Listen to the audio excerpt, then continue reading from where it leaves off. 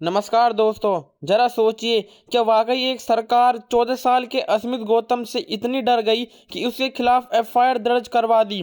क्या एक बच्चा इतना बड़ा खतरा बन सकता है कि पूरा सिस्टम हरकत में आ जाए? लेकिन इससे भी बड़ा सवाल यह है कि आखिर ये एफआईआर कराने वाला शख्स कौन था, किसके इशारे पर पुलिस ने कार्रवाई की, और सबसे अहम बात, एफआईआर के बाद अस्मित गौतम के साथ क्या हुआ, उसके परिवार पर क्या बीती। आज की इस वीडियो में हम इन्हीं सारे सवालों के जवाब बहुत ही आसान भाषा में समझने वाले हैं। बिना घुमाए फिराए सीधे मुद्दे की बात करेंगे। और हमेशा की तरह इस बार भी एक छोटी सी अपील, आप यह वीडियो कहाँ से देख रहे हैं हमें कमेंट में ज़रूर बताएं। और अगर आप हमारे चैनल पर नए हैं तो सब्सक्राइब वाला बटन ज़रूर दबाएं, ताकि ऐसी सच्ची और ज़रूरी बातें आप तक लगातार पहुंचती रहें। चलिए अब बिना वक्त गवाए आगे बढ़ते हैं। दोस्तों, इस पूरे मामले को समझने के लिए हमें सबसे पहले एक बहुत ही साधारण लेकिन सबसे अहम सवाल से शुरुआत करनी होगी। सवाल यह है कि आखिर यह एफआईआर किसने करवाई, क्योंकि जब तक यह बात साफ नहीं होती तब तक यह पूरी घटना अधूरी ही रहेगी। लखनऊ के दुबाग थाने में 13 जनवरी 2026 को एक एफआईआर दर्ज होती है। देखते ही देखते यह खबर पूरे देश में फैल जाती है कि एक 14 साल के बच्चे पर गंभीर धाराएं लगा दी गई हैं। लेकिन जैसे ही लोग यह जानना चाहते हैं कि शिकायतकर्ता कौन है, पूरा सिस्टम चुप्पी साध लेता है। ना कोई नाम, ना कोई चेहरा, ना कोई जिम्मेदारी लेने वाला। आमतौर पर किसी भी एफआईआर में सबसे पहली चीज होती है कि शिकायतकर्ता का नाम। वही नाम यह बताता है कि किसे आपत्ति थी, किसे नुकसान हुआ और किस आधार पर मामला दर्ज किया गया। लेकिन इस घटना में शिकायतकर्ता का नाम ऐसे गायब है जैसे जानबूझकर उसे छुपाया गया हो। मीडिया में तो जानकारी आती है, उसमें बस इतना कहा जाता है कि प्रशासन की ओर से संज्ञान लिया गया। जब जरा सरल शब्दों में समझिए, इसका मतलब यह है कि किसी आम व्यक्ति ने नहीं बल्कि सिस्टम ने खुद फैसला लिया कि मामला दर्ज होना चाहिए। यही बात इस पूरी घटना को गंभीर बना देती है, क्योंकि जब प्रशासन खुद शिकायतकर्ता बन जाता है तो सवाल उठता है कि आखिर प्रशासन को किस बात से डर लगा। क्या किसी कानून का उल्लंघन हुआ था या फिर किसी की कुर्सी हिलाने लगी थी? रिपोर्टर्स के अनुसार लखनऊ पुलिस ने भारतीय दंड संहिता की धारा 153A और धारा 505 लगाई। पहली धारा धार्मिक नफरत फैलाने से जुड़ी है और दूसरी सार्वजनिक शांति भंग करने से। लेकिन जब लोगों ने वीडियो देखे तो एक सीधा सवाल सामने आया, नफरत कहाँ है, गाली कहाँ है, हिंसा की अपील कहाँ है? सोशल मीडिया पर तरह तरह की चर्चाएं शुरू हो जाती हैं। कोई कहता है कि शिकायत किसी राजनीतिक कार्यकर्ता ने करवाई होगी, कोई कहता है किसी स्थानीय नेता ने दबाव बनाया होगा। लेकिन यह सारी बातें केवल अफवाह रह जाती हैं, क्योंकि एफआईआर की कॉपी सार्वजनिक ही नहीं की जाती। अगर मामला इतना साफ और मजबूत होता तो एफआईआर दिखाने में हिचकिचाहट क्यों होती? यही वे जगह है जहां शक और गहरा हो जाता है। इस घटना को समझते समय हमें इतिहास को भी याद रखना चाहिए। जब जब दलित और बहुजन समाज से कोई सवाल उठता है तब तब सिस्टम असहज हो जाता है। महाड़ सत्याग्रह में पानी पीने का सवाल उठता था तो दमन होगा। पूना पैकेट के समय भी दबाव और साजिश चली। खुद डॉक्टर भीमराव अंबेडकर ने बार बार चेताया था कि सवाल पूछने वाला व्यक्ति सत्ता को सबसे ज्यादा असुविधा देता है। आज वही बात इस घटना में फिर सामने आती है।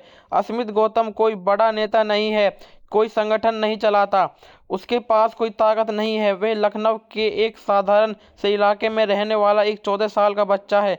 पिता मजदूरी करते हैं, माँ घर संभालती है। ना कोई राजनीतिक पहचान, ना कोई रसूख, बस एक मोबाइल फ़ोन और उस पर बनाए गए छोटे छोटे वीडियो। लेकिन यही वीडियो सिस्टम के लिए परेशानी बन गए। जैसे जैसे यह वीडियो वायरल हुए वैसे वैसे प्रशासन की बेचैनी बढ़ती गई। बताया जाता है कि पहले पुलिस ने वीडियो देखे, फिर सोशल मीडिया अकाउंट की जांच की गई। जब ये पता चला कि अकाउंट में फॉलोवर्स लाखों में हैं और वीडियो करोड़ों बार देखे जा चुके हैं, तब बात ऊपर तक पहुंची। अधिकारियों को लगा कि अगर यह आवाज़ और फैल गई तो और बच्चे और युवा भी सवाल पूछने लगेंगे, और सवाल पूछने वाली भीड़ किसी भी सत्ता को सबसे ज़्यादा डराती है।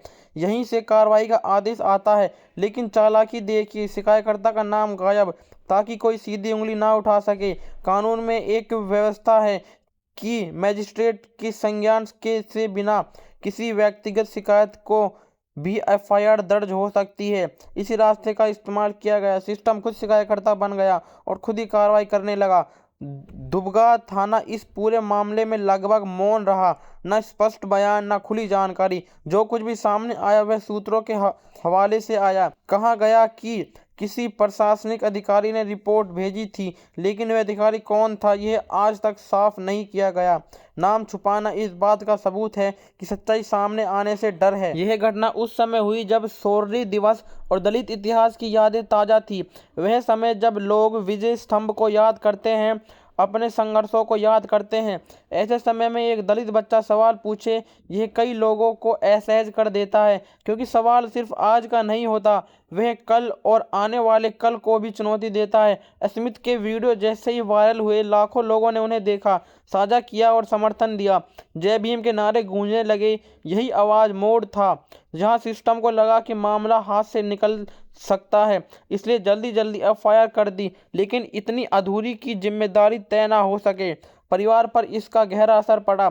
एक साधारण परिवार के लिए पुलिस और केस का नाम ही काफ़ी होता है डर पैदा करने के लिए। बच्चे का भविष्य, पढ़ाई, समाज में बदनामी, सब कुछ एक साथ सामने खड़ा हो जाता है। यही सिस्टम की सबसे पुरानी रणनीति है, सीधे सच को नहीं मारो बल्कि डर पैदा करो। लेकिन इस घटना ने एक और बात भी साफ की। जैसे ही खबर फैली, लोग सवाल पूछने लगे, एफआईआर की कॉपी मांगी जाने लगी, सोशल मीडिया पर दबाव बना। यही दिखाता है कि अब समाज पूरी तरह चुप नहीं है। लोग समझने लगे हैं कि सवाल पूछना अपराध नहीं है। इससे पहले पार्टी का निष्कर्ष बहुत साफ है। यह घटना सिर्फ एक एफआईआर की नहीं है, यह घटना उस डर की है जो सत्ता को सवालों से लगता है। शिकायतकर्ता का नाम आज छिपा है, लेकिन सच हमेशा के लिए छिपा नहीं रह सकता। अब अगला सवाल अपने आप पैदा होता है, आखिर स्मिथ गौतम ने ऐसा क्या किया कि पूरा सिस्टम हिल गया?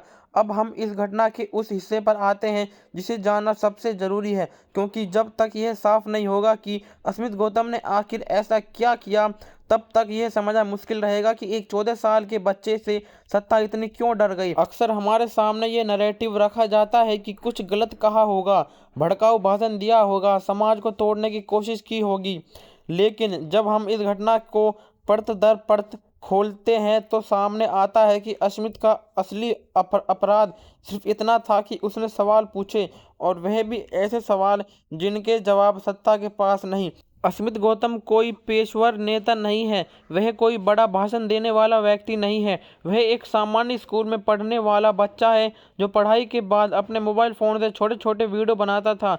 इन वीडियो की लंबाई 30 से 60 सेकंड के बीच होती थी। भाषा सीधी, शब्द आसान, अंदाज युवा, ना कोई गाली, ना कोई हिंसा की अपील, ना किसी धर्म या जाति के खिलाफ नफरत। फिर भी इन्हीं वीडियो को खतरनाक बताया गया। क्यों? क्योंकि इन वीडियो में सवाल थे, और सवाल पूछना इस सिस्टम में सबसे बड़ा अपराध बन चुका है। स्मिथ का पहला बड़ा वीडियो बेरोजगारी पर था। उसने कैमरे के सामने खड़े होकर बहुत सरल भाषा में पूछा, सरकार हर मन से कहती है कि विकास हो रहा है, नौकरियां बढ़ रही हैं, लेकिन फिर युवा सड़कों पर क्यों भटक रहे हैं? उसने सरकारी रिपोर्ट्स का हवाला दिया, राष्ट्रीय सर्वेक्षणों की बात की और कहा कि अगर हालात अच्छे हैं तो फिर पढ़े लिखे युवा काम क्यों नहीं कर पा रहे। यह सवाल किसी एक व्यक्ति के लिए नहीं था, यह करोड़ों युवाओं की आवाज़ था। यही वजह है कि वीडियो तेजी से वायरल हुआ। इसके बाद उसने दलित अत्याचार पर सवाल उठाए। उसने कहा कि एक तरफ मंचों पर संविधान की बात की जाती है, दूसरी तरफ जमीनी स्तर पर दलितों के खिलाफ अपराध बढ़ते जा रहे हैं। उसने आंकड़ों का जिक्र किया, सरकारी रिपोर्ट्स की बातें की और पूछा कि अगर कानून इतना मजबूत है तो फिर घटनाएं रुक क्यों नहीं रही। उसने ना किसी समुदाय को गाली दी, ना किसी के खिलाफ हिंसा भड़काई। उसने सिर्फ यह कहा कि समस्या है और उसका समाधान होना चाहिए। तीसरा बड़ा विषय संविधान था। स्मिथ ने कहा कि संविधान सिर्फ किताबों में बंद चीज नहीं है, यह हर नागरिक की ढाल है। उसने अनुच्छेद 14 की बात की, समानता की बात की और पूछा कि अगर सब बराबर है तो फिर व्यवहार में भेदभाव क्यों। उसने बड़े सरल शब्दों में कहा कि संविधान को मानना सिर्फ भाषणों में नहीं, जिंदगी में दिखाना चाहिए। यही बात कई लोगों को चुभ गई, क्योंकि संविधान की बात करना सत्ता से सवाल करना होता है।